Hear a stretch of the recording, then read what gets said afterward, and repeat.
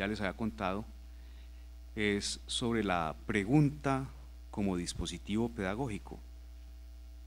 Y lo he preparado con un estudiante que es monitor en el proyecto de investigación. Yo les decía que a mí me parece que hay necesidad, por lo menos en pedagogía, yo creo que de pronto en muchas otras actividades cotidianas, sociales, de explorar cuál es como eso comúnmente admitido, de explorarlo para saberlo, porque el problema es que uno a veces, especialmente en la enseñanza, lo da por presupuesto. Incluso en términos, digamos, de lo que conversábamos la semana pasada, en términos de la fenomenología, casi que uno tiene que estudiar como una descripción o una fenomenología de lo sobreentendido.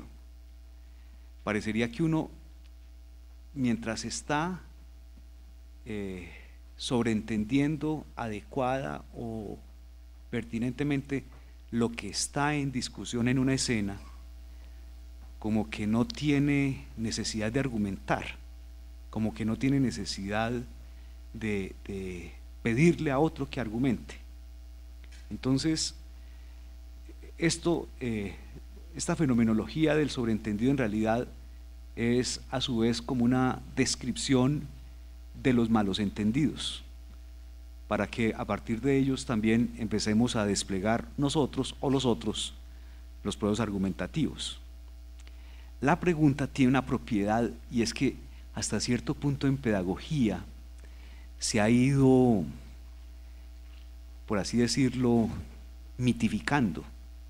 De hecho, por ejemplo, en el movimiento que suele llamarse pedagogía crítica, se piensa que es prácticamente equivalente hablar de una pedagogía de la pregunta y una pedagogía crítica.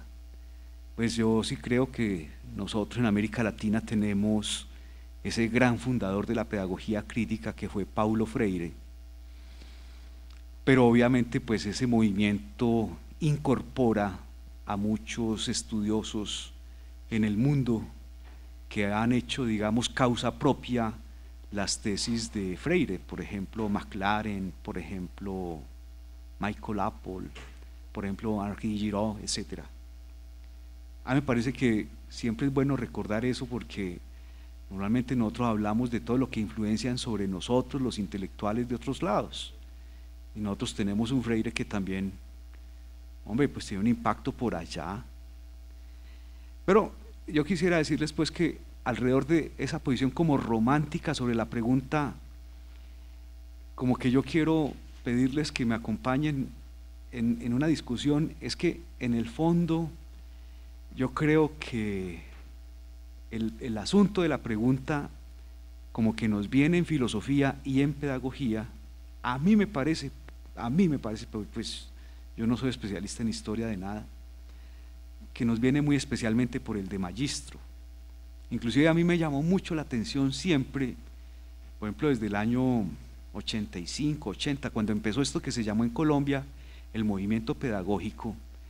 A mí me llamó mucho la atención que, por ejemplo, estos colegas, Alberto Echeverri, Olga Zuluaga, Alberto Martínez, Estela Restrepo, etcétera, decían que propiamente la positividad discursiva didáctica solo aparece con Comenio, y la positividad discursiva enseñanza solamente aparece, decían ellos, no sé si todavía lo sostengan, con Vives.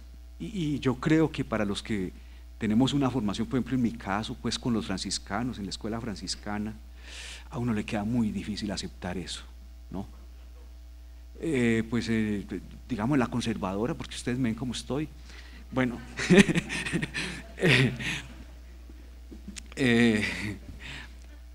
voy a ir arrancándole.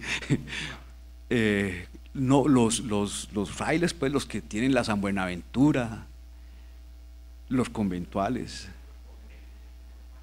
Exacto, mira que me educaron aquí con corbata y todo. Entonces, voy a hacer la exposición muy orientada, creo yo, a mostrar que uno sí tiende a pensar románticamente la pregunta y que aún en la vertiente, digamos, gadameriana, como que se continúa esa esperanza de que la pregunta sea tan reivindicatoria, o tan sí, y en cambio me parece que ese otro gran fenomenológico que fue Derrida sí deconstruye mucho esto. Entonces voy a avanzar, a mí me importa mucho, digamos, bueno, ahora lo digo, voy a leer el epígrafe. Un nuevo género de filósofos está apareciendo en el horizonte. Yo me atrevo a bautizarlos con un nombre no exento de peligros. Tal como yo lo adivino, tal como ellos se dejan adivinar, pues forma parte de su naturaleza el querer seguir siendo enigmas en algún punto, esos filósofos del futuro podrían ser llamados tentadores.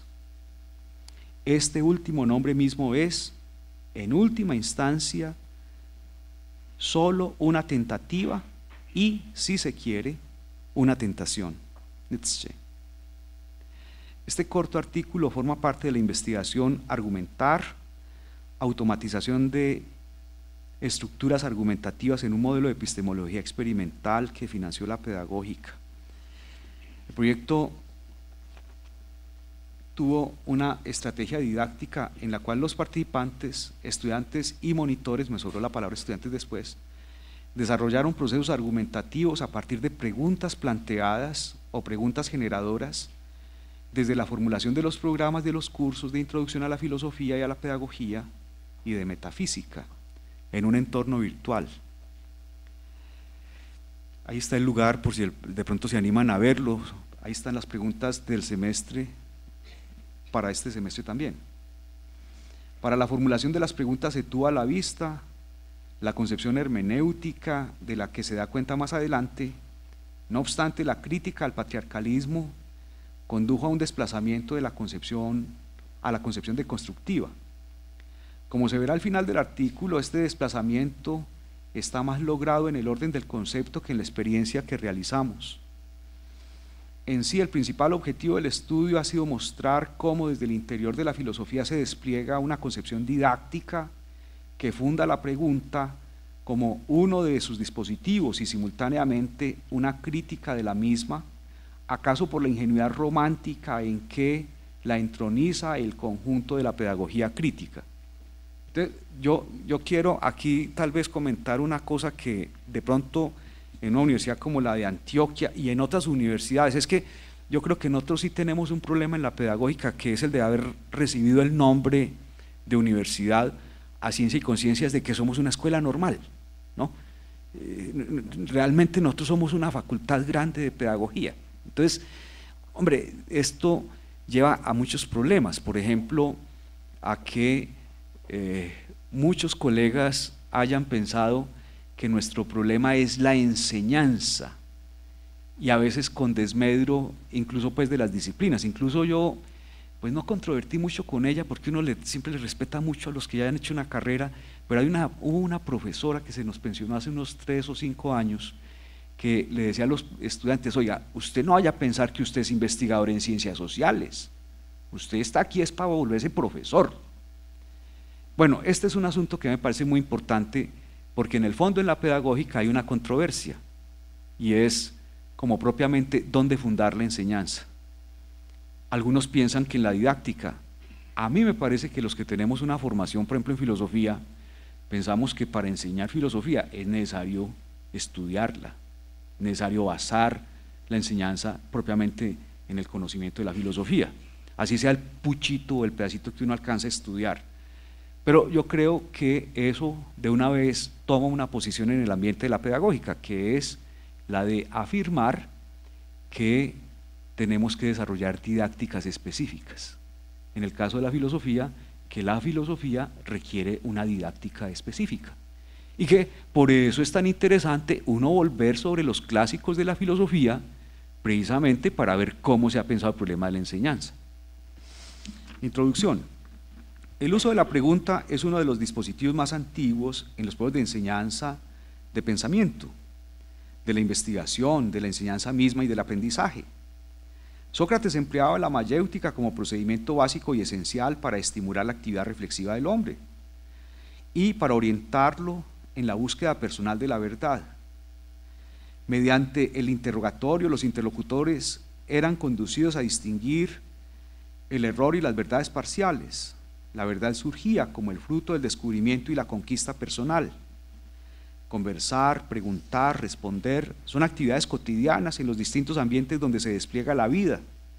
Por ello, en el aula se trata de propiciar espacios para pensar, para pensarse. Eso cada vez se puede menos.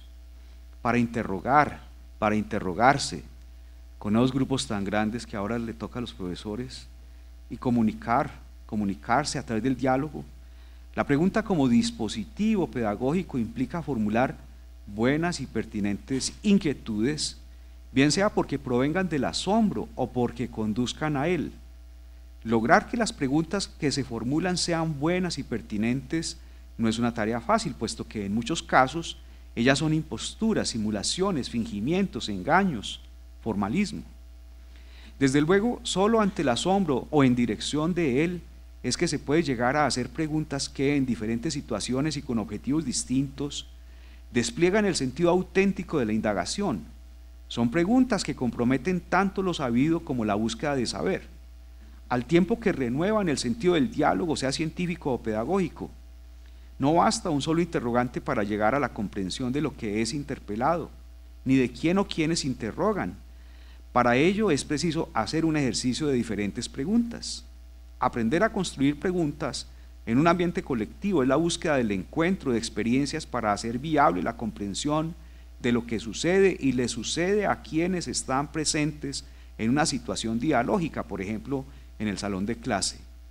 Las preguntas, pues, nos hacen, cito, hablar de nosotros mismos, de cómo somos, qué pensamos de cosas que nos pasan, hacen pensar en el significado de las palabras, nos hacen recordar información que ya sabíamos, nos hacen imaginar y crear, inventar la respuesta, dice Svert. ¿Acaso en la pregunta se puede dar cuenta de una estructura fenomenológica, a saber, el polo objetivo o mundo de la vida, un polo subjetivo o esfera de vivencias que son propias y pueden ser para todos, una correlación que enlaza indisolublemente los polos objetivo y subjetivo? En la acción de preguntar hay algo preguntado, el polo al que se refiere, más o menos explícitamente, esto es, un mundo de la vida experienciado por quien interpela. Así pues, la pregunta refiere lo que se busca a algo interrogado. Está además el polo de quien pregunta o de quien recibe la pregunta. El sujeto que interpela algo busca y mediante el lenguaje formula la pregunta. Al preguntar se sabe qué se pregunta y con qué finalidad lo hace, o al menos se pretende saberlo, aunque no siempre es transparente el contenido de su cuestión para quien interpela. Hay, en fin, algo averiguado o la respuesta esperada. En el sentido de una pregunta se encuentra un índice o una indicación para su posible respuesta, esto es, si se sabe cómo se pregunta, se puede inferir lo que se busca, es decir, en el planteamiento de la pregunta se vislumbra de manera relevante cuál respuesta se espera, y todavía más, la pregunta misma da indicios sobre quién y por qué se interroga, a quién y por qué se le interroga. De ahí que la pregunta enlace no solo sujetos, y esto ya me parece muy gadameriano, sino horizontes mundano-vitales. Al preguntar, se elige qué se quiere saber, qué conocimiento es el pretendido. En la pregunta están presentes precomprensiones y desde ellas compromisos ontológicos, teóricos, epistemológicos. La pregunta al mismo tiempo reclama la confianza o desconfianza en la respuesta que se requiere. En la pregunta como dispositivo pedagógico el docente sirve de puente.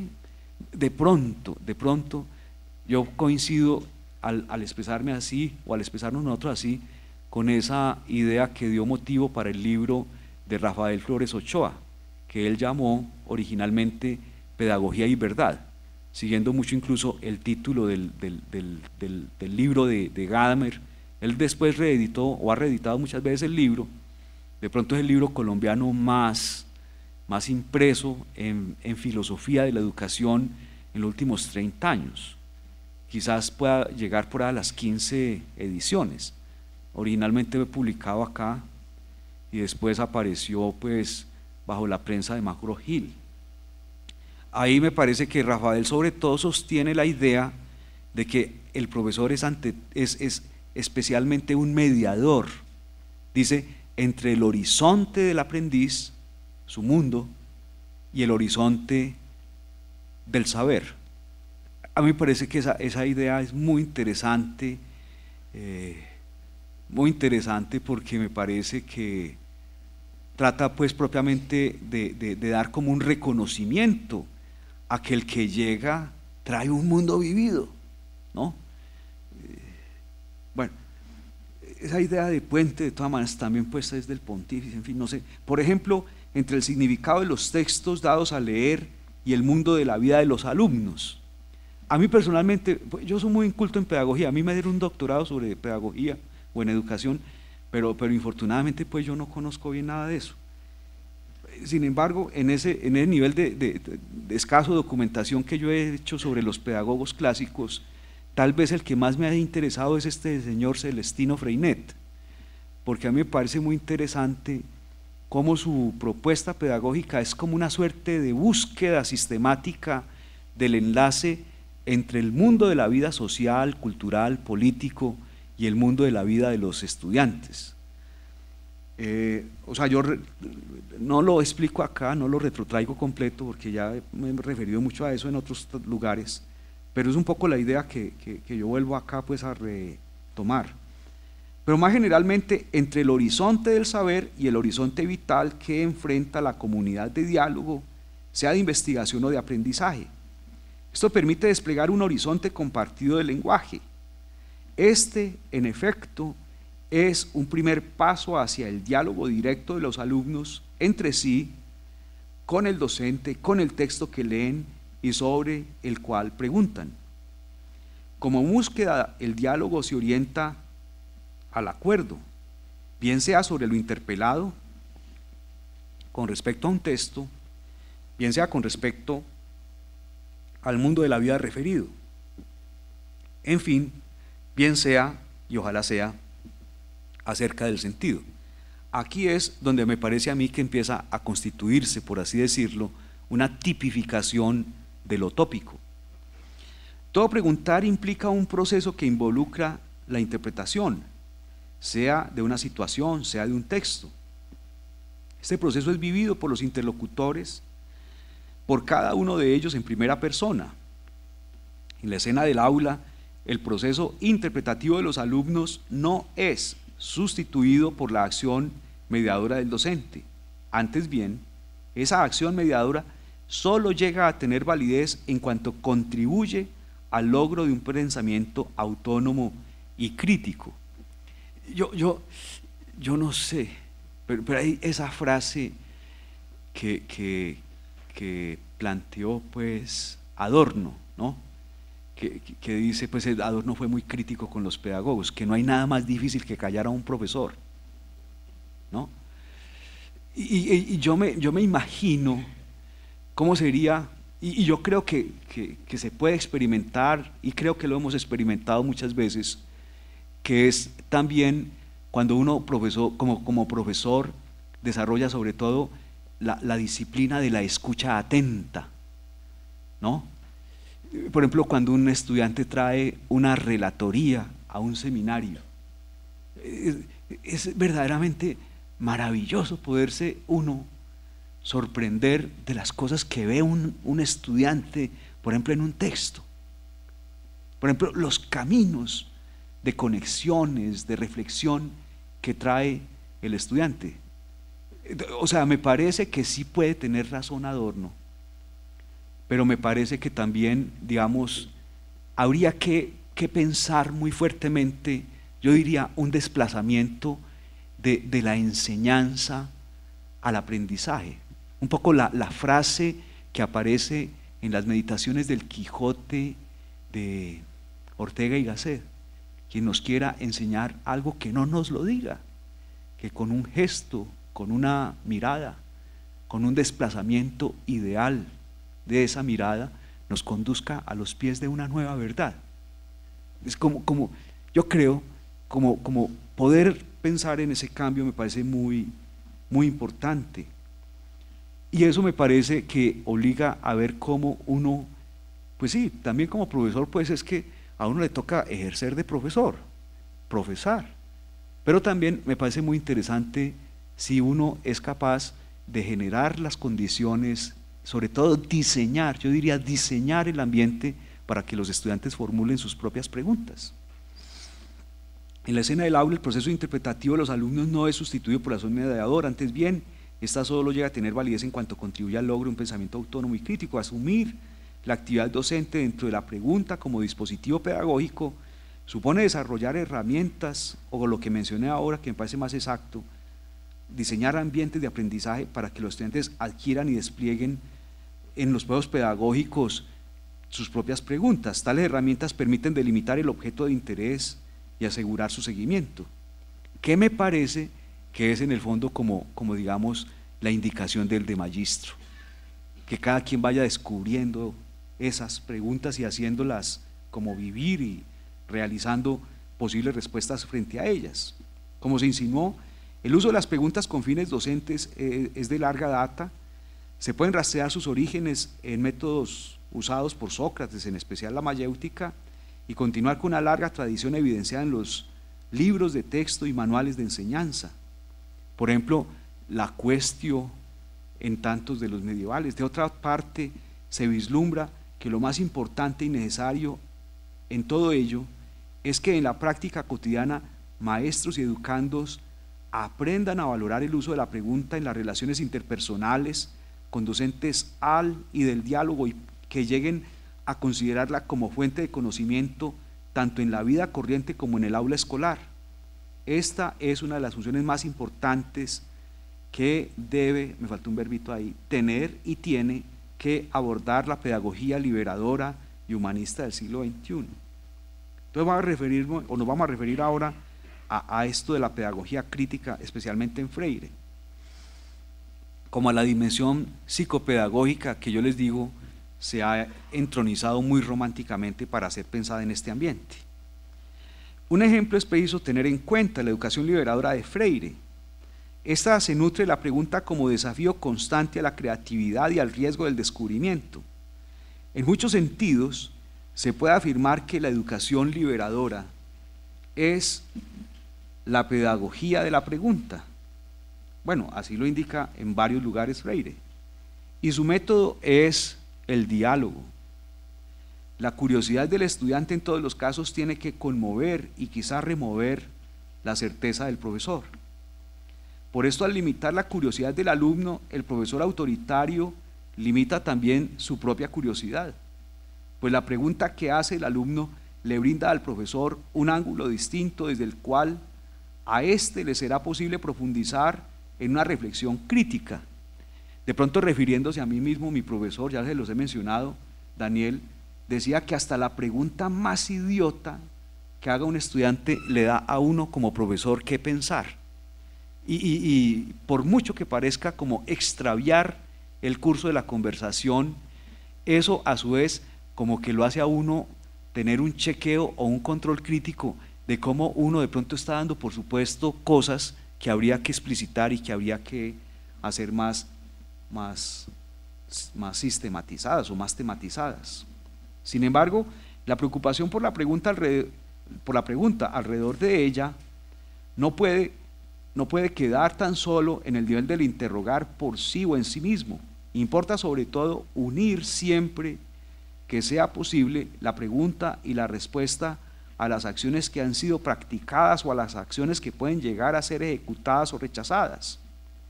El acto de preguntar de ninguna manera se torna en un juego intelectualista. Por el contrario, es necesario que el educando al preguntar sobre el hecho tenga en la respuesta una explicación del mismo y no una descripción pura de las palabras ligadas al hecho. Es lo que convencionalmente la fenomenología siempre ha llamado ir a las cosas mismas.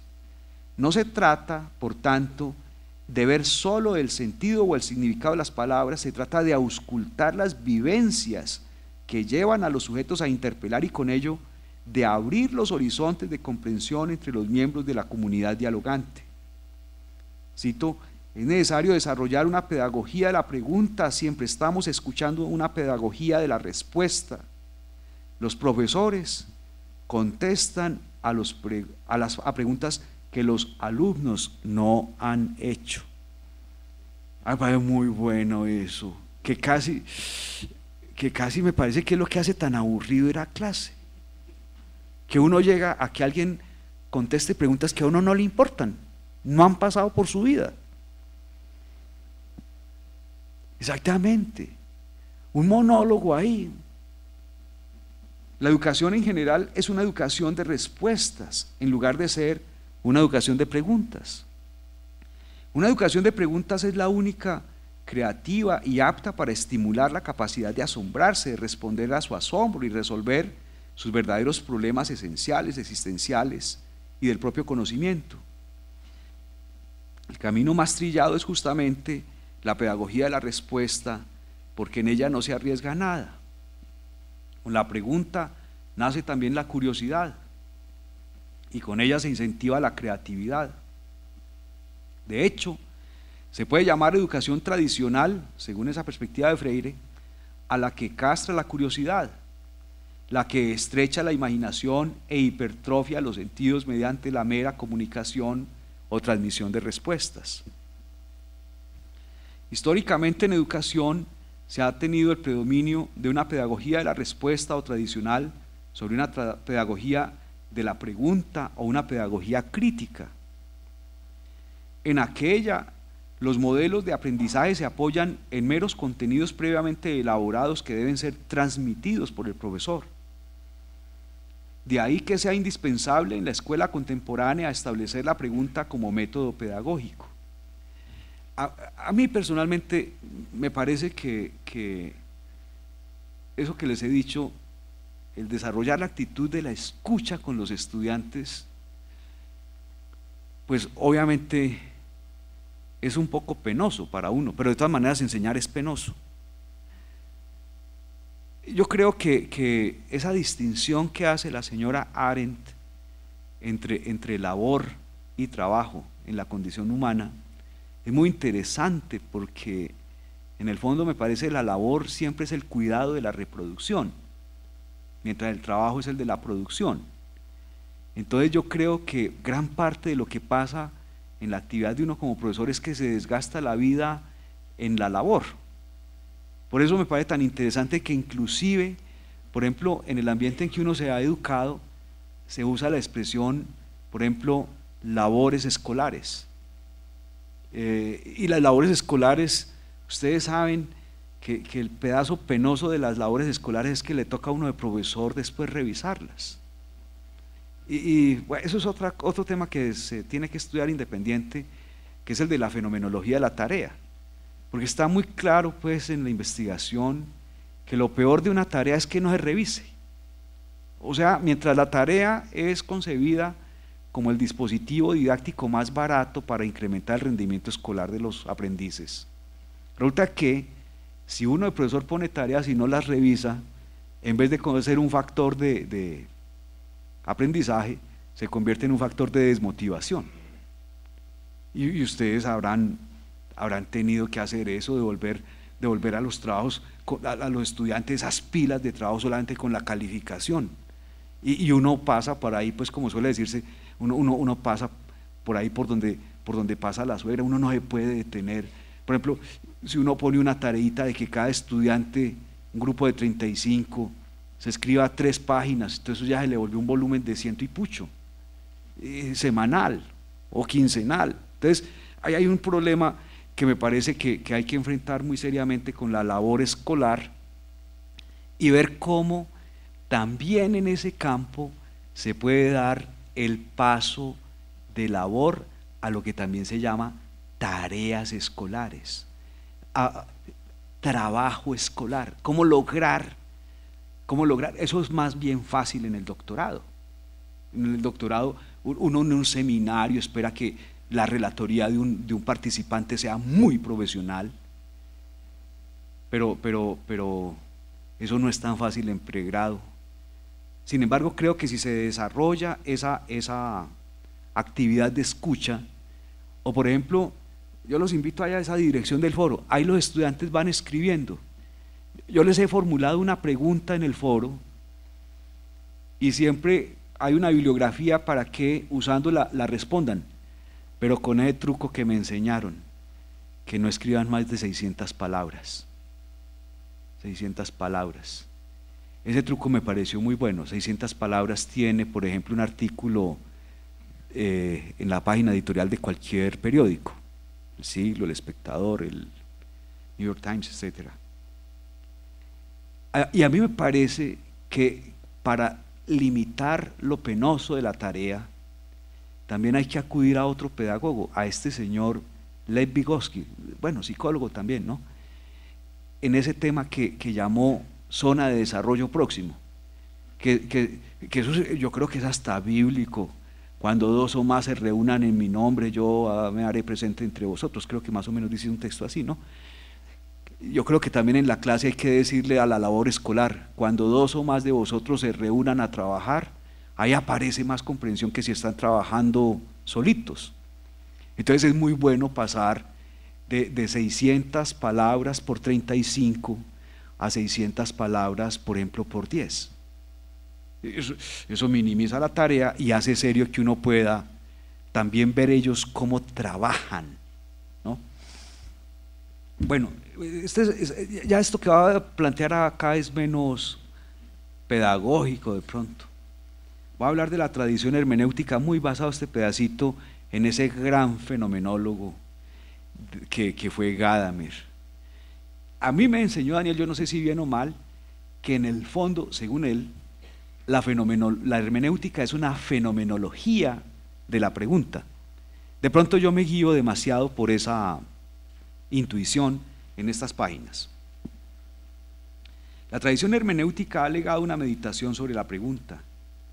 Gadamer, por ejemplo, en el escrito titulado Destrucción y Deconstrucción señala, cito, el otro camino es el de la deconstrucción estudiada por Derrida.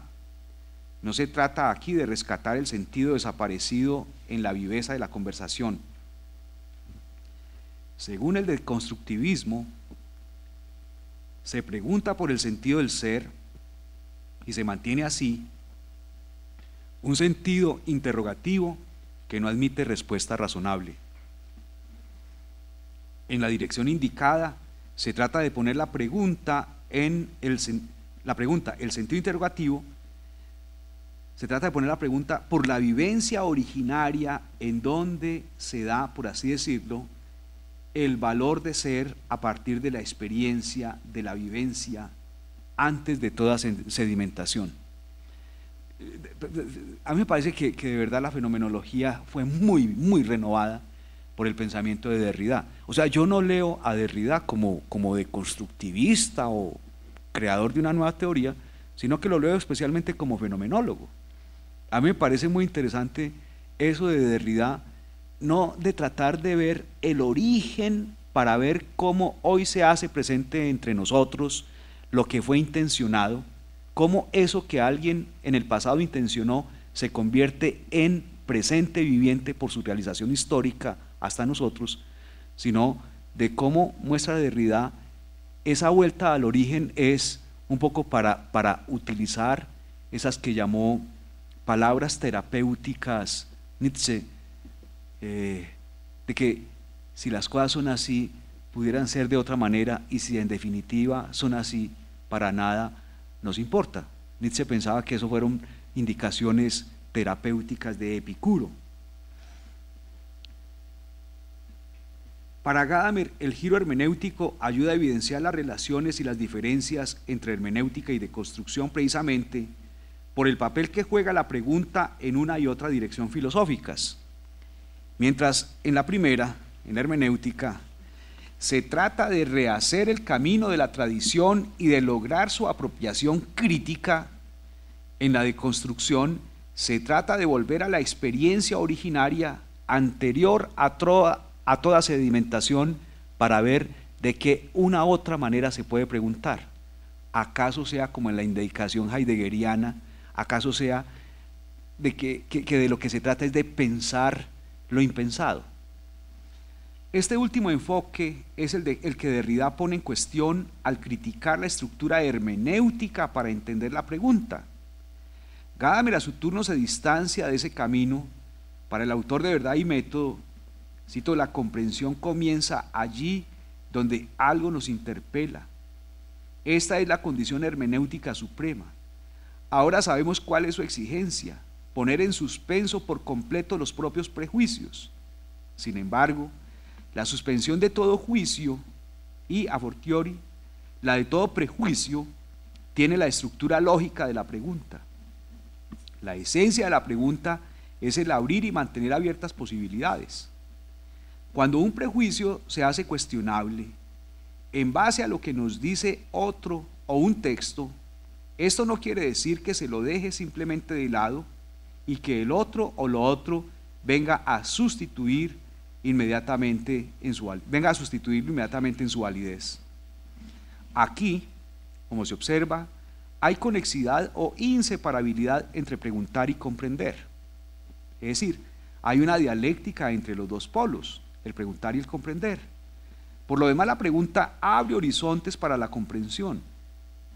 En la medida en que las preguntas son relativamente resueltas o solucionadas, las respuestas pueden ser evaluadas en su validez con respecto a lo que se interroga, a lo que se ha puesto en discusión. Hay pues un primer valor de la pregunta: abrir horizonte. El título Horizonte muestra que la pregunta crea una relación entre sujetos y mundo.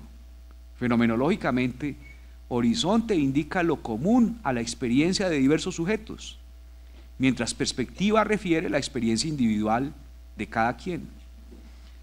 Al preguntar, cada quien toma posición frente al horizonte.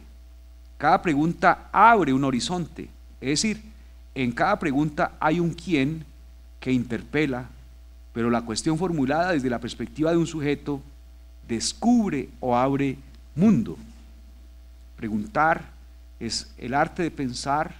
Preguntar y pensar son dos procesos intelectuales inseparables.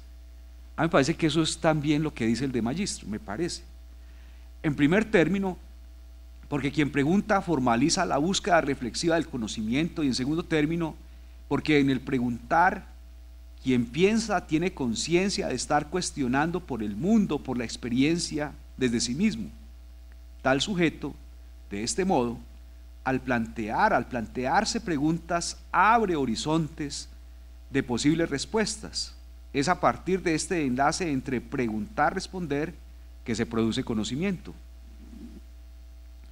En la experiencia dialógica se puede seguir el razonamiento, el argumento o el relato del otro cuando se logra desentrañar la pregunta a la cual está respondiendo. Cualquier expresión, afirmación, presunción, etc., según la perspectiva hermenéutica, tiene en la base una pregunta. De este modo, un texto, un discurso, un análisis, siempre responden a preguntas que están formuladas sea implícita o explícitamente. En su análisis del horizonte, Gadamer se pregunta: ¿existen realmente dos horizontes distintos, aquel en el que vive, el que comprende, y el horizonte histórico al que éste pretende desplazarse? Cuando se leen textos que no son de la época y la cultura propias del lector, en algún sentido éste se desplaza del horizonte propio al horizonte de experiencia del otro, al horizonte del extraño, al horizonte de vida del otro.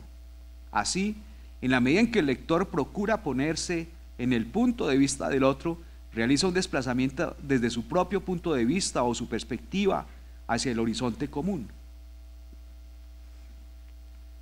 Se trata de desplazarme o de ponerse en el punto de vista del otro. Este desplazamiento es el que permite comprender, vivir o captar el horizonte del otro, el horizonte en el que el otro tiene su perspectiva. De ahí que, como dice Gadamer, no se puede aceptar que haya lo que podría llamarse fenómeno originario del solus ipse. Queda en evidencia que cuando un lector sigue un texto, trata de captar la pregunta a la que responde él mismo. Y cuando el lector capta la pregunta que otro ha planteado, se da el paso de la comprensión o la experiencia solitaria individual a la construcción de un horizonte compartido con los otros. Yo aquí de pronto quiero hacer una pequeña pausa haciendo énfasis en que hay esa expresión de Ricoeur, de que se puede hablar de lo que él llama la fenomenología de seguir una historia, que es, me parece a mí, como muy cercana a este asunto también, en el sentido de que así como uno puede pues, decir mecánicamente 2 más 2 es 4, uno puede mecánicamente saber que todo el mundo nace, crece, se reproduce y muere, y que más o menos lo que va a decir otro pues ya está dentro del marco de posibilidades de lo que puede ser dicho, de lo que puede ser vivido. Pero otra cosa es empezar a seguir esa experiencia de ver el otro, cómo ha construido, por ejemplo, su narración, de ver cómo el otro ha construido no solamente su narración, sino en especial su historia. Y en ese sentido, ¿qué preguntas ha incorporado en esa narración como texto o a su vida como texto? Entonces, a mí me parece muy interesante esto de que, en el fondo, hablar con el otro, hacer expresión ante el otro, es o estar abierto a la pregunta que está de trasfondo en el punto de vista del otro, o el intento de hacerle ver al otro qué preguntas motivan el propio horizonte de indagación. Hago la cita de Gadamer: no es verdad que este horizonte se gane desplazándose a una situación histórica. Uno tiene que tener siempre su horizonte para poder desplazarse a una situación cualquiera. Este desplazarse no es empatía de una individualidad. Yo creo que esto es contra Dilthey. No es empatía de una individualidad en la otra, ni sumisión del otro bajo los propios patrones. Esto es, hasta ahí la cita, comprender no implica ni acuerdo ni aceptación, aunque tampoco lleve forzosamente a establecimiento de diferencias, rechazo o controversia. El diálogo en el cual se despliega la comprensión evidencia la intersubjetividad. Si el comprender está mediado por preguntas, y si las preguntas son la base de la comunicación de los individuos, entonces hay necesariamente intersubjetividad. Incluso, aun cuando el preguntar acontezca originariamente en privado, este implica horizonte compartido, un ser con los otros. Comprender, dice Gadamer, es siempre el proceso de fusión de unos presuntos horizontes para sí mismo. Es reducción del punto de vista del otro a la esfera de propiedad. Esto es llegar a poder ver lo que significa el punto de vista del otro en la experiencia propia de quien se acerca a la perspectiva del otro. Comprender, pues, es solamente tener una visión propia de las cosas, es captar desde el horizonte propio la visión propia del horizonte del otro. Y sin embargo, el punto de vista del otro es irreductible al mío. Aquí es cuando la relación deja de ser fenomenológica. No es el mismo horizonte con distintas perspectivas, sino que son horizontes distintos, integrados o comunicados por el preguntar. O sea, aquí es donde me parece se da el salto propiamente de la fenomenología, de la descripción de la primera persona, de la experiencia de la primera persona, al horizonte del otro, y en ese sentido, al tener que interpretar no lo que es la primera persona mía viviendo una situación, sino lo que el otro en la situación podría estar viviendo, en este caso, podría estarse preguntando. A mí me parece que sí queda un residuo, por ejemplo, en la comprensión de Gadamer, de ese que les he dicho y que en general digo que para mí es como el mantra de la fenomenología que hay que rezar, que hay que repetir todas las mañanas, que es el parágrafo 44 de las meditaciones cartesianas, donde Husserl muestra que siempre que estamos en interacción, yo tengo que reducir al otro a mi esfera de propiedad, porque yo en realidad no puedo sentir el dolor del otro, sino que yo puedo condolerme, como reducir la experiencia de dolor del otro a mi propia experiencia o esfera de propiedad para saber qué es lo que lo aqueja. Que me parece, y creo que lo mencioné la vez anterior, es lo que Rorty rescata como el vínculo que tenemos los humanos con los animales, concretamente el dolor. Podemos tener empatía con ellos porque esa vivencia también la hemos tenido. Y a mí me parece muy interesante que en esa reducción del otro o de la vivencia del otro o de lo otro a esa esfera de propiedad, entonces siempre queda un residuo o una dimensión o un aspecto en el que uno se pregunta si uno sí está entendiendo al otro, que es, digamos, como la expulsión de la actitud dogmática, el estar siempre seguro que uno sí como que se acerca al otro, pero que el otro no es transparente para uno. Es decir, que si uno puede afirmar que los otros son para nosotros la imagen que nosotros tenemos de los otros, también es cierto que nosotros somos para los otros la imagen que los otros tienen de nosotros, y que esa imagen siempre es necesaria ponerla en un proceso de corregibilidad. El fenomenólogo acepta la corregibilidad, pero el fenomenólogo no sale de la esfera o del ámbito de la primera persona, de esa que llamamos en fenomenología la subjetividad trascendental, dando sentido, dadora de sentido. Acá este giro o este movimiento o este desplazamiento propuesto por Gadamer, propuesto por la hermenéutica, es la posibilidad de que nosotros podamos captar el punto de vista, digamos, de la segunda persona. Aquí es cuando digo, la relación deja de ser fenomenológica, no es el mismo horizonte con distintas perspectivas, sino que son horizontes distintos, integrados y comunicados por el preguntar. Por ejemplo, si desde hoy se lee Aristóteles, no se cuenta en este presente con el horizonte griego antiguo o clásico. Sin embargo, en el horizonte presente se puede poner en el punto de vista de la pregunta que da origen al texto aristotélico, como si pudiéramos rescatar ese punto de vista de segunda persona que fue Aristóteles para ver qué fue lo que se preguntó. En este sentido, cuando me desplazo de mi propio horizonte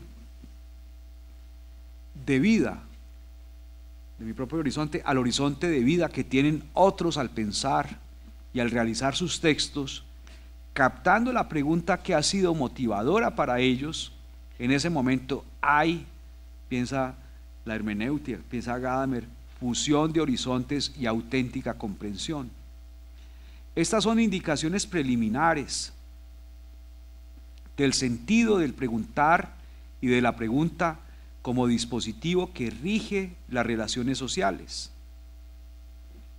Este es el problema hermenéutico. En el origen de la hermenéutica aparece el preguntar como dispositivo constitutivo, o sea, no es solamente como dispositivo pedagógico. Entonces lo que yo digo, volviendo a una cosa que ya comenté hace un rato, no es que nosotros podamos tener un recurso de una didáctica general para enseñar, por ejemplo, filosofía. Es que yo creo que ni siquiera es válida una didáctica para enseñar, por ejemplo, en filosofía, el pensamiento de los analíticos, por ejemplo, de Wittgenstein u otros, o Searle, u Austin, etcétera. De pronto, la didáctica para enseñar eso tiene que ser completamente distinta de la didáctica que usamos, por ejemplo, en fenomenología o en hermenéutica. A mí lo que me parece es que la pregunta como dispositivo pedagógico tiene un valor intrínseco para enseñar, sí. En general uno pudiera decir, me parece muy exagerado, filosofía. Hay que tiene un valor específico para enseñar un cierto tipo de filosofía.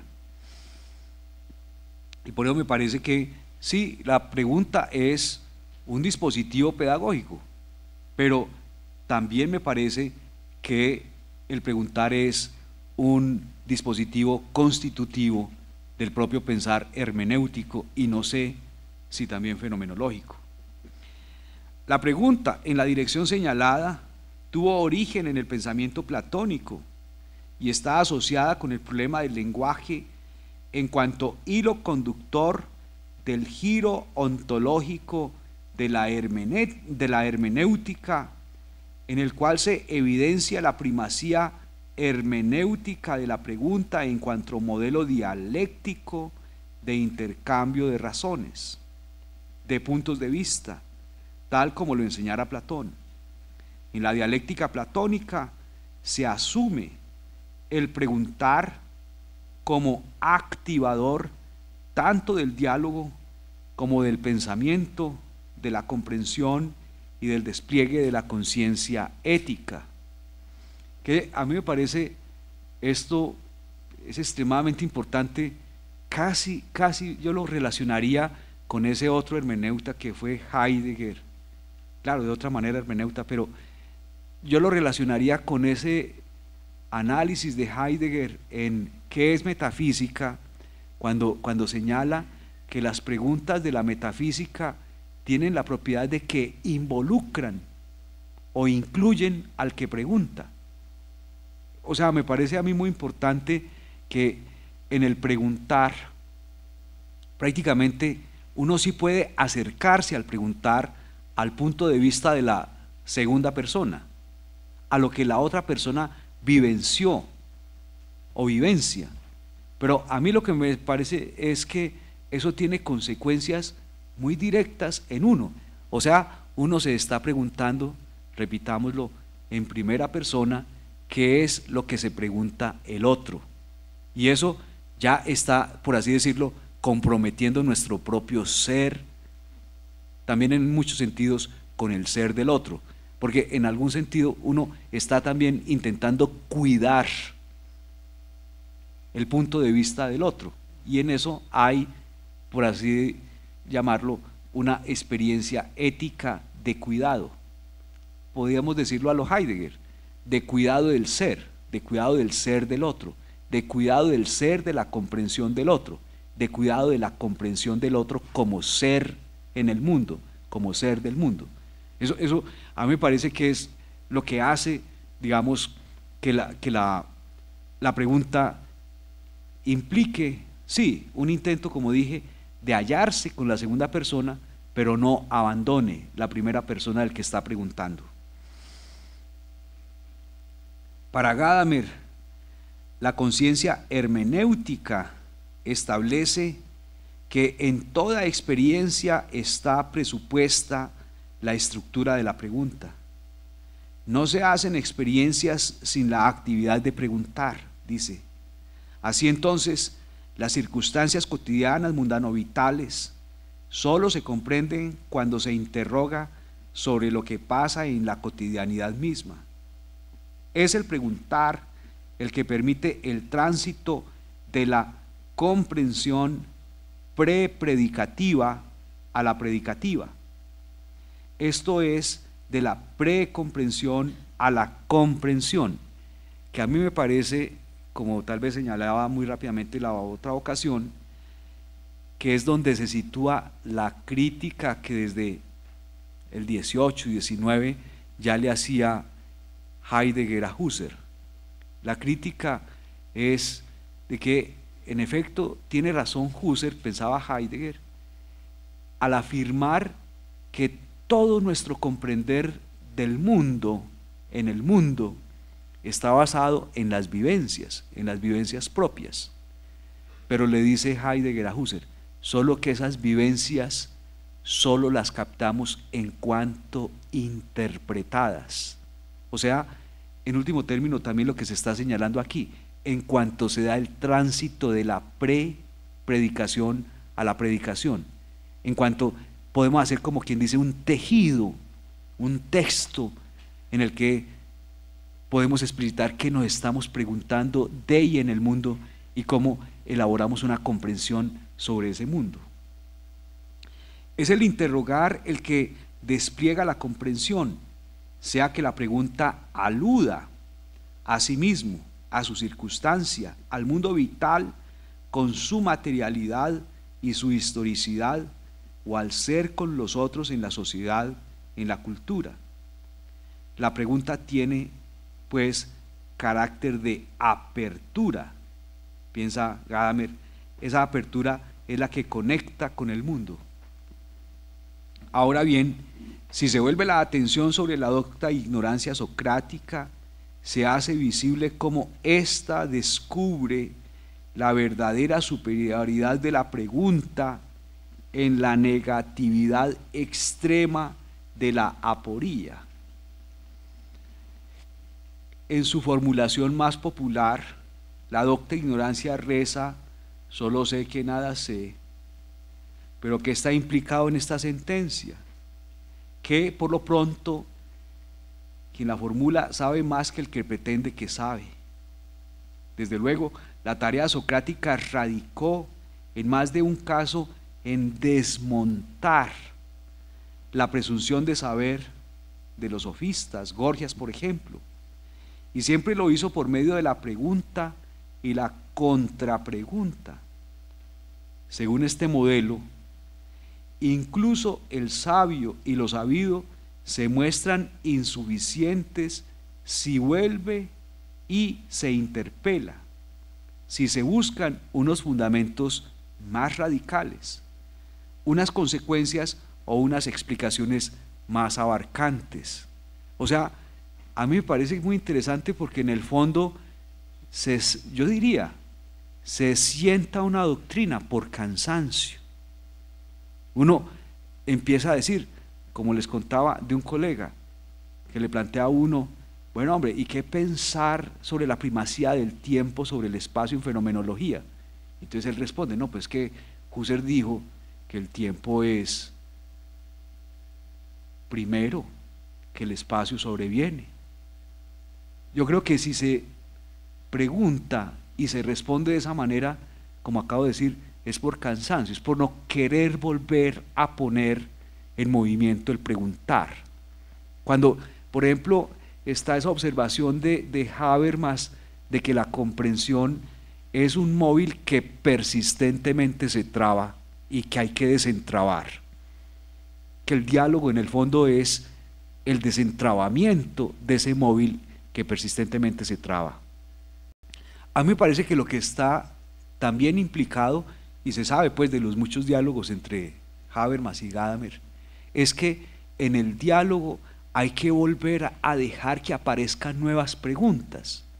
En realidad, el consenso es solamente como un punto de partida para desplazarse nuevamente a otros disensos. Como que la temporalidad o la provisionalidad del consenso está en que aceptamos que sobre unas preguntas, sea del orden de la sociedad civil, de la convivencia, etcétera, damos por sentado que hasta ahora vamos a responder de tal manera y ya veremos mañana. Entonces, a mí me parece que esto del preguntar y el contrapreguntar es el hecho pues que estamos como esperando que siempre ocurra con los estudiantes. En el fondo, si nosotros desarrollamos estrategias para que los estudiantes pregunten y recontrapregunten, ese es para nosotros la posibilidad de pasar de la labor a la obra, o de la labor a la tarea o el trabajo escolar. ¿Cómo hacer que al preguntar el estudiante, repitamos lo de Heidegger, se ancle en lo impensado y pueda por él mismo volver una y otra vez a pensar? De repente, este es un modo de pensar que pueda parecer como muy idealizante del aula, pero me parece que eso implica sobre todo desarrollar eso que llamé hace un rato, la escucha atenta del profesor. Digo, y siempre lo que hizo por medio de la pregunta y la contrapregunta, según este modelo, incluso el sabio y los sabidos se muestran insuficientes si vuelve y se interpela, si se busca unos fundamentos más radicales, unas consecuencias o unas explicaciones más abarcantes. Porque es que, tal vez ustedes recuerdan que este padre Alfonso Borrero usó mucho siempre la expresión de que hay que educarse en lo superior y para lo superior, como si siempre fuera la educación, el proceso formativo, un despliegue ascendente hacia. A mí me parece que esa idea del padre Borrero de pronto puede variar y uno pudiera pensar es que en el educar de lo que se trata es de descender, no ir hacia lo superior, sino ir hacia lo inferior, hacia lo menos sabido, hacia lo más complejo, hacia lo más oscuro, hacia lo más oculto. Eso me parece muy interesante porque también al estudiante las cosas en un primer momento se le parecen oscuras. La comprensión filosófica tiene un modo preciso de ser evaluada cuando se hallan aporías, preguntas no resueltas. Para Gadamer, la condición de ser un problema filosófico, dice, consiste realmente en ser insoluble. Es de naturaleza tan amplia y fundamental que debe plantearse una y otra vez, porque no puede haber ninguna solución definitiva del mismo. Me parece eso muy interesante porque en el fondo lo que plantea, yo no sé si en todas las ciencias, de pronto sí, pero al menos en la investigación filosófica haría énfasis en que la historia de la filosofía es la historia de los problemas de la filosofía y que en el fondo los problemas filosóficos no tienen solución sino más bien historia. La filosofía evidencia la plenitud de su despliegue al hallar preguntas no resueltas o preguntas que pudieran tener diversas respuestas por el carácter problemático, pudieran tener diversas respuestas entre sí antagónicas. Por el carácter problemático de las respuestas se evidencia que una pregunta es auténticamente filosófica. Lo propio, pues, de las preguntas filosóficas es que son aporéticas, tienden a ser irresolubles. Solo en tal sentido, son preguntas auténticas y sin embargo, dice Gadamer, el sentido de la pregunta es simultáneamente la única dirección que puede adoptar la respuesta si quiere ser adecuada, con sentido. Con la pregunta, lo preguntado es colocado bajo una determinada perspectiva. El que surja una pregunta supone siempre introducir una cierta ruptura en el ser de lo preguntado. El preguntar anticipa la respuesta. El carácter aporético no se supera al formular una respuesta, antes bien, vuelve y se constituye por la multiplicidad de respuestas a que da lugar, de un lado, y de otro por la apertura, en principio, de una pregunta a ser ampliada, incluso en los modos de contrapregunta y retropregunta. Y no obstante, las preguntas en sí son fuentes de despliegue de las respuestas. De ahí que, siguiendo a Platón, se puede afirmar que, pues dice Gadamer, preguntar es más difícil que contestar. Para poder preguntar hay que querer saber. Esto es saber que no se sabe. Aquí se pueden ver varias direcciones del asunto. En primer término, quien pregunta en el fondo tiene también una conjetura, incluso una hipótesis. En segundo término, solo hay autenticidad en la pregunta si abre a la perplejidad, esto es, si muestra lo que asombra y a su vez permite ver lo que asombra.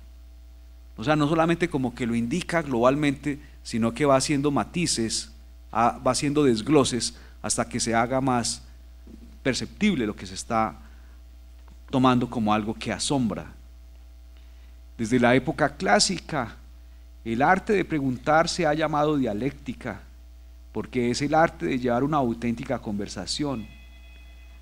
Para llevar una conversación es necesario, en primer lugar, que los interlocutores no argumenten al mismo tiempo. La primera condición del arte de conversar es asegurarse de que el interlocutor sigue el paso dado por quien habla. Llevar una conversación quiere decir ponerse bajo la dirección del tema sobre el que se orientan los interlocutores. Eso me parece muy interesante. No es ponerse bajo la tutela del que está hablando, sino del asunto. Sí, es muy interesante porque, por ejemplo, cuando uno está de escucha, es claro que hay alguien que está hablando porque uno está escuchando, pero uno también, a la par que se va desarrollando el punto de vista del que habla, uno como que vuelve y construye, como que vuelve y teje desde uno, desde sus vivencias, lo que se está discutiendo, el asunto que se está discutiendo, y en más de un caso, lo que uno diría en ese caso, lo que uno aportaría, las otras direcciones que encontraría en otros diálogos, en otros autores o en las propias experiencias que uno ha tenido. Llevar una conversación, pues tan fuerte esa frase, quiere decir ponerse bajo la dirección del tema sobre el que se orientan los interlocutores. Requiere no aplastar al otro con argumentos. Esto me gusta mucho, porque esto me parece a mí que es enteramente contra Habermas. Eso de que por su única naturaleza el poder no coactivo es el lenguaje. Uno sabe que se puede aplastar argumentativamente a otro, y no solo por la ironía, sino también por la erudición, por también la capacidad de producir argumentos, por la capacidad de sostener ampliamente una discusión, una conversación, sino balancear el peso objetivo de la opinión antagónica. Yo no sé quién más lo habrá dicho, me imagino que muchos lo habrán dicho. Yo se lo escuché a Carlos Augusto Hernández, que cuando uno va a escuchar a otro, en el fondo tiene la secreta esperanza de ser persuadido.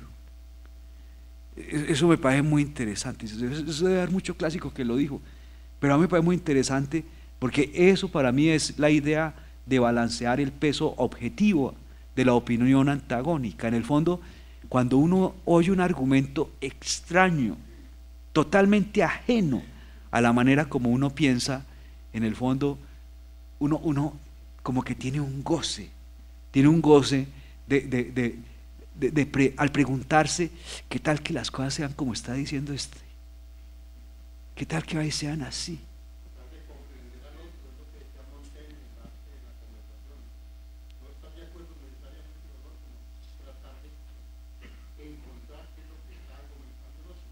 Sí, y por ello yo creo que a veces lo más...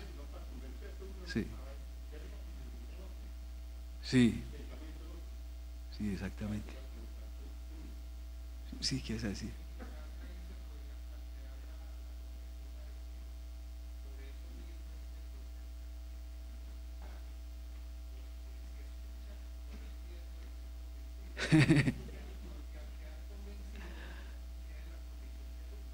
Sí, porque perdió, en eso que están planteando, porque perdió la capacidad de estar ante la perplejidad. Mejor dicho, ya no es un estudioso, ya no es un estudiante. Y eso con todos esos aparatos ahora es muy fácil que con el doctor Google un estudiante pueda tener más rápido más datos que uno. Entonces el asunto no es que uno pueda tener más datos, sino que uno pueda no tener más, sino tener con ellos, creo yo, esa capacidad de asombro. Eso es muy romántico, ¿para qué? Pero nosotros somos los últimos románticos y desde ahí hacemos la resistencia. ¿Qué le hace? La conversación como comunicación interpersonal tiene una estructura de intercambio de pregunta y respuesta. En la conversación, sin reducirla al ritual académico, el arte de preguntar se presenta como recurso pedagógico. Pero a mí pues esto a ustedes para que les parezca muy obvio, pero para mí era necesario dar esta vuelta porque a los pedagógicos, mis colegas, no les parece tan obvio. O sea, porque hermenéutica y fenomenológicamente el preguntar funda una manera de trabajar en filosofía, creo que se puede hacer esta otra. Se puede hablar de que el arte de preguntar se presenta como recurso pedagógico. Pero no es que la pedagogía con todo y lo que la quiere uno, porque uno vive de ella, ¿cierto? ¿Qué tal que no la quisiera uno? Hombre, sí es cierto que el preguntar está fundado es filosóficamente, no pedagógicamente, ¿cierto? Se presenta como un recurso pedagógico, en tal sentido, es una posibilidad dinámica de apertura al conocimiento. Cito, el sentido del preguntar consiste en dejar al descubierto la cuestionabilidad de lo que se interroga. Carlos Restrepo me mandó un texto precioso del Papa Benedicto XVI que no se leyó en Sapiencia, en la Universidad de la Sapiencia, donde habla muy ampliamente, me parece, de este problema de la cuestionabilidad de lo que se interroga. Esa cuestionabilidad también el obispo de Roma vuelve y lo pone como la cosa misma de la universidad, no del filosofar, de la universidad. Qué texto tan bueno. Ahora para esto de las manes y todo esto tan desorientaditos, qué bueno que fueran capaces de leer un papa. La expresión cuestionabilidad indica un qué sobre el cual se vuelve la atención. Sobre este qué es posible no solo una pregunta, una cuestión, sino el despliegue de múltiples interrogantes. Por eso yo les digo, a mí no me parece, pues me parece, yo creo que todos gozamos mucho de la cátedra, de la docencia, el magisterio del padre Alfonso Borrero, pero nos embolata mucho siempre pensar en ir hacia lo superior. ¿Qué tal descender? Que uno en vez de ascender con el pensamiento descienda, profundice, y que cada pregunta, cada cuestión que el estudiante también plantea, en esa escucha atenta, le permita a uno también volver a ver.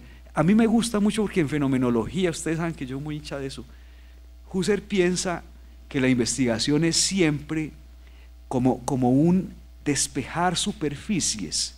De hecho, Husserl piensa que ante todo la fenomenología es como equivalente al trabajo de un explorador geólogo que siempre que descubre una capa puede volver a explorar y a encontrar nuevas capas y nuevos sedimentos de sentido. Eso es lo que me parece a mí que aporta ese otro explorador que tiene nuevas energías y renueva con nuevo vigor el sentido de la exploración. Es muy interesante todo lo que se puede aprender con los estudiantes. Por ejemplo, a mí me gusta mucho enseñar en primer año, en filosofía me gusta mucho. Y tener la fantasía de que estamos hablando con los filósofos de 40, 50 años adelante, con los profesores de 40, 50 años adelante. Y tratar de entender esas intuiciones que traen. Pero sí que escriban en compañía, ¿no? 600 palabras entre tres, porque eso no se puede uno agobiar tanto. Pero qué bueno poder estar ahí como en el despertar de un pensamiento de ellos, que a su vez es el despertar de nuestro propio pensar. En la conversación, la pregunta abre horizontes para todos. Así, dice Gadamer, el sentido de cualquier pregunta solo se realiza en el paso por esta situación de suspensión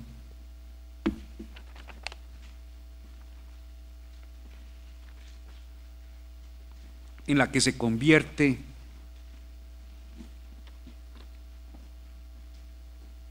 en pregunta abierta. No basta, pues, con que la pregunta sea formulada. También los interlocutores tienen que abrirse al horizonte de lo cuestionado. La pregunta abre horizontes para la comprensión, pero también para el diálogo, para la conversación. Sin embargo, esto último no ocurre si los que están en interacción dialógica no se disponen a suspender sus propias creencias, sus opiniones, sus conocimientos. Es decir, si no hay una vuelta atrás con respecto a la seguridad de lo supuestamente dado por cierto y por válido, hasta no llegar a este lugar de apertura que también es de suspensión. Ahí yo enfatizo con esa cursiva suspensión, porque me parece que es lo fenomenológico. O sea, no es ir al texto mismo, sino ir a la cosa misma, ver qué es lo que uno vive con respecto a lo que se está planteando. Sin esa suspensión no se genera una acción de cuestionabilidad. La pregunta que se formula tiene que interpelar a quienes participan en la resolución de la misma. Ahora bien, si se vuelve la mirada, me sobró nada ahí, hacia la pregunta, un dato se revela, a saber, cito, la falta de sentido de una pregunta consiste de ser en que no contiene una verdadera orientación de sentido y en que por eso no hace posible una respuesta. Un caso típico es el de la pregunta formulada en la función fática del lenguaje, pues que con el debido respeto con los bogotanos, me parece principalmente el uso del lenguaje en Bogotá. Las preguntas en lamentada función mantienen el enlace entre los interlocutores, sea porque lo inicie, lo prolongue, lo interrumpa o lo finalice. En este caso, la pregunta solo busca mantener activa la conversación o comprobar si hay contacto entre los que dialogan. Sin embargo, ni las preguntas ni las respuestas tienen contenido informativo, y si lo tienen es escaso. Que pongo ahí ese ejemplito en el pie de página, que me parece tan diciente. Todo eso que le pasa a uno en Bogotá, que encuentra con otro y le salta con 7, 10 preguntas. ¿Qué hay? ¿Cómo estás? ¿Cómo te ha ido? ¿Cómo están en tu casa? ¿Cuándo almorzamos? ¿Qué ha vuelto a hacer de tu vida? ¿Si regresaste a la universidad? No quieren hablar nada.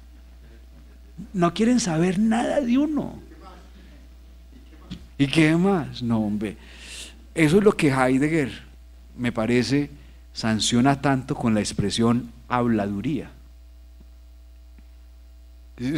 Son esos rellenos en la W. Ahí se puede retirar 70, 80% de todas las cosas que se dicen.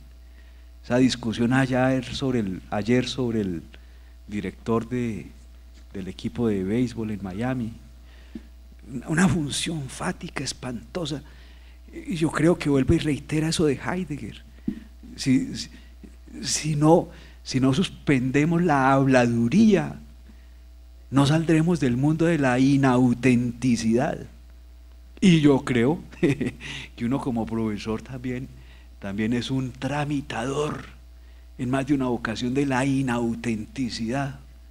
Un pelado ahí todo agónico, con ganas de decir algo que no encuentra manera de expresarlo, y uno regándose como verdolaga en playa a decir cosas que no le importan. Eso, a mí me parece que es muy importante, pues, como eso, ¿no? ¿Oíste vos a Deodato? Cuando vos preguntas qué querés, enseñar o aprender, es eso. A ver, hombre, salí, a ver, decí. Vení que este poquito de preparación que yo tengo, de pronto te ayuda a que hablando tú, hagas mejor la pregunta que tenés ahí en mente, que muchas veces ni siquiera es en mente, es entre pecho y espalda. Uno como que se ahoga con las preguntas y como que ni sabe cómo preguntar. Es una visión muy romántica, ¿no? El último romántico. Las preguntas ya, a diferencia de las preguntas en la función fática del lenguaje, una auténtica pregunta lleva, como se ha dicho, a la perplejidad, hace compartido el asombro, informa acerca de lo que asombra. O sea, hasta aquí yo estoy enteramente emocionado leyendo Gadamer, y leyendo Gadamer como si uno encontrara, si fuera que necesitara un apoyo para darle crédito y valor al punto de vista de la pedagogía crítica de Freire, según la cual esa pedagogía crítica nace del preguntar. Sí, di.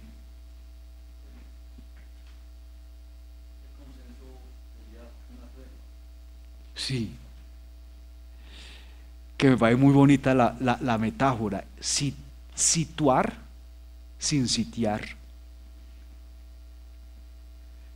Yo creo que uno llega a consenso por cansancio, como el invento vaticano de crecer o disminuir la ingesta para propiciar el humo blanco.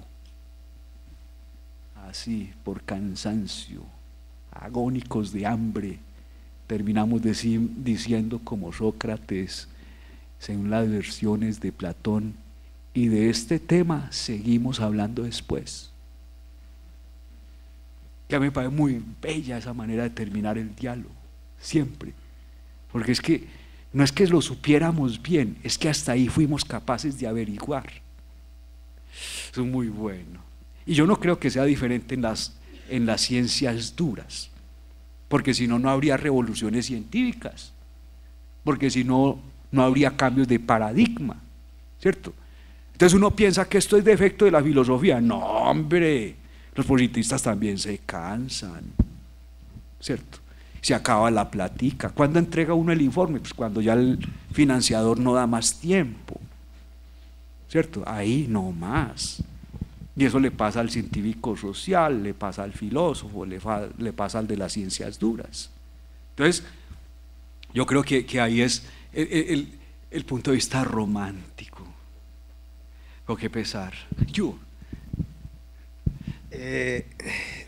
quiero hacer un poquito de énfasis en eso del romanticismo en la enseñanza, porque es que pienso que usted tiene razón. O sea, creo que los tiempos actuales, atestados de dinámica de capitalismo salvaje, y sobre todo en las universidades, eso lleva como a que este romanticismo como que no pegue, como que no peleche. Yo dudo mucho de que en los contextos académicos esta dinámica pueda florecer, porque es que me parece que hay una contradicción fundamental entre esa dialéctica del ascender y el descender. Creo que lo de la pregunta, la lógica, la dinámica de la pregunta apunta al descender, y eso está en una lógica de la humildad, de la sencillez, del silencio, y no hay cosa más absurda que un profesor haciendo silencio. O sea, yo creo que lo botan inmediatamente. A un profesor que haga silencio en una universidad, que escuche mucho, da como la sensación y genera la sospecha de que no sabe. Entonces hay que sacarlo. Que no prepara. Exacto, que no sabe, que no prepara, que no tiene nada que decir, que no ha leído. Entonces hay que sacarlo. Me parece que esa reflexión es muy interesante. Yo pienso que los tiempos actuales no están estructurados para tener una actitud de escucha, Mira que eso se parece mucho a un psicoanálisis. Es más, de hecho, la gente no va donde el psicoanalista que porque no sabe. Pues claro, es que el que sabe es el que tiene que ir a curarse de eso que sabe en otro sector de su ser que no sabe que sabe, o sea, en su inconsciente. Me parece que esto aplicado a la pedagogía sería una maravilla, pero claro, yo creo que se angustiarían los profesores, las instancias administrativas también, porque es que darle un lugar al estudiante para que se exprese es correr el riesgo de perder el puesto. No, yo creo que hay que resistir, hay que resistir, hay que resistir contra todo. Claro que de todas maneras, pues, está hablando un resistente muy cómodo, me da mucha pena, pues yo soy el que más puntos tiene en el escalafón en pedagógica. Entonces yo puedo resistir más tranquilo que los muchachos que están empezando la carrera. Los muchachos tienen que escribir este articulito, a pesar de que tuve ayudante, solo tiene 34 citas, o sea que no sirve para los indicadores de conciencias. Y de las 34 hay 2 o 3 que son comentarios, entonces no sirven porque no es un texto de documentación bibliográfica, y uno se pregunta si en un texto de 10 o de 15 páginas uno por darle gusto a conciencias mete 50 citas uno mismo que dijo. Qué bobada, qué bobada. No es que uno esté contra las cajas de citas, porque parece que tienen su atractivo propio.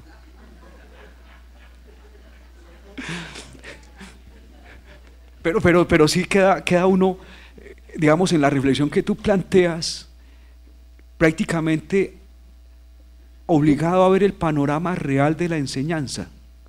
Los profesores más cualificados, doctores, enseñan en los doctorados, ¿cierto?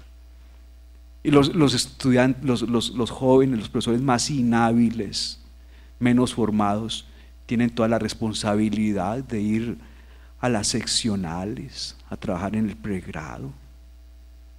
Unas manos inhábiles, ciegos conduciendo a otros ciegos.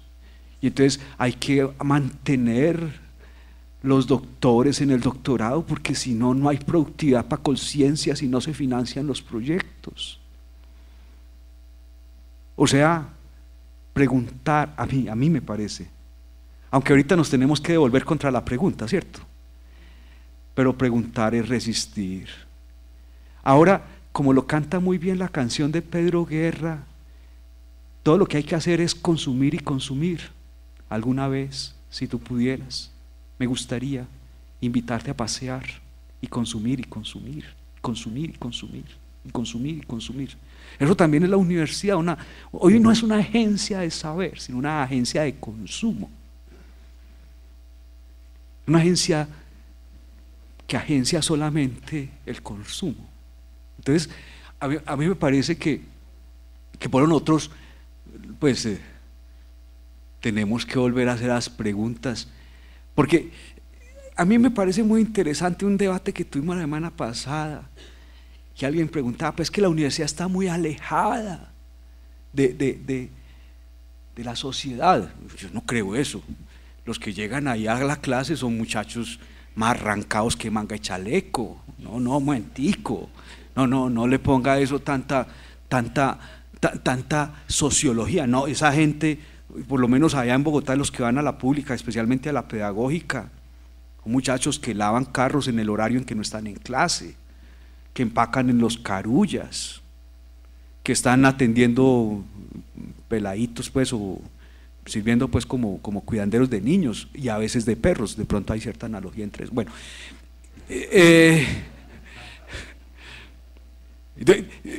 yo no creo que uno se tenga que imaginar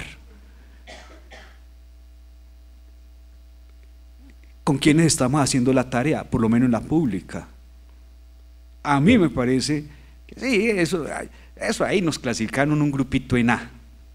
Todas las simulaciones daban para A1, pero después subió el umbral. Debe ser porque a las ciencias humanas no les cabe estar en A1. Subieron el umbral y quedamos en A. Bueno, está bien. Ahora van a cambiar esa manera de medir según cuentan. O lo que yo sí enfatizo es que si uno se pone a trabajar para los indicadores de conciencias, para las revistas indexadas, no ve al otro, no ve al estudiante. Y yo sí creo que la resistencia es reconocer que estos pelados que llegan ahí son la intelectualidad que va a tener este país. Entonces a mí me parece que la apuesta es muy sencilla: o trabajar para conciencias y trabajar para los puntos del escalafón, o trabajar para los muchachos y hacer una intelectualidad con ellos que resista, que sea capaz de decir alguna cosa.